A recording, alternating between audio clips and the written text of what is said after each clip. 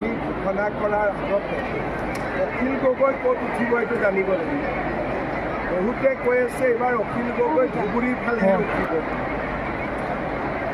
গতিকে তেওঁ যেতিয়ালৈকে ক'ত উঠিব নকয় আমি প্ৰাৰ্থী কেনেকৈ দিম, কাৰণ তেওঁ এতিয়া ধুবুৰীৰ চাপৰৰ ফালে গৈহে মানুহক চুমা খাই থকা দেখা পাব।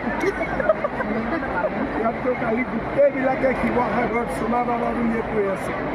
গতিকে ক'ত এতিয়া তেওঁ ইলেকশ্যন উঠে জানিলে আমি কেণ্ডিডেটৰ নাম ক'ব।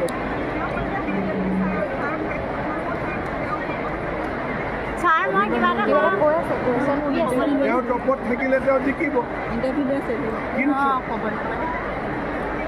কালি মই মহিলাৰ মিটিংখন দেখি মোৰতো নালাগিলে তেওঁ টপত আছে। মই যিখিনি ক'ব লাগিব ক'লোঁ তাৰ পৰা আপোনালোকে উলিয়াই লওক।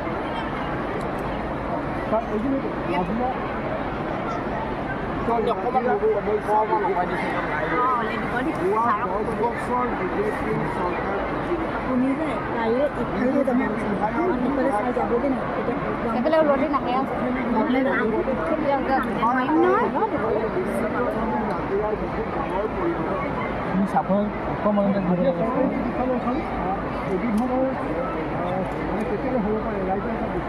মই খবৰ লৈ ক'ব লাগিব।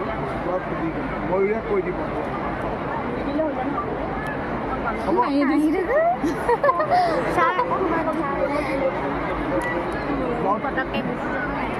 তেওঁলোকে মোৰ বিৰুদ্ধে অখিল গগৈ 2009 চনত আৰু কংগ্ৰেছে অযথা কথাবিলাক কৈ থাকে, কেতিয়াও একো প্ৰমাণ নিদিয়ে, কেতিয়াও একো তথ্য দিব নোৱাৰে, খালি অপপ্ৰচাৰে কৰি।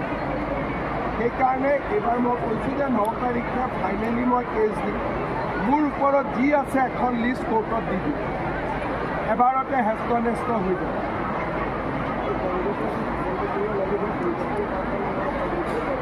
কিয় কি পৰিব?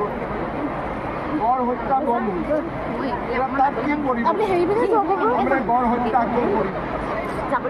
চৰকাৰী চাকৰিত দুৰ্নীতি নোহোৱা, এতিয়া তাতে কি পৰিৱৰ্তন কৰিব?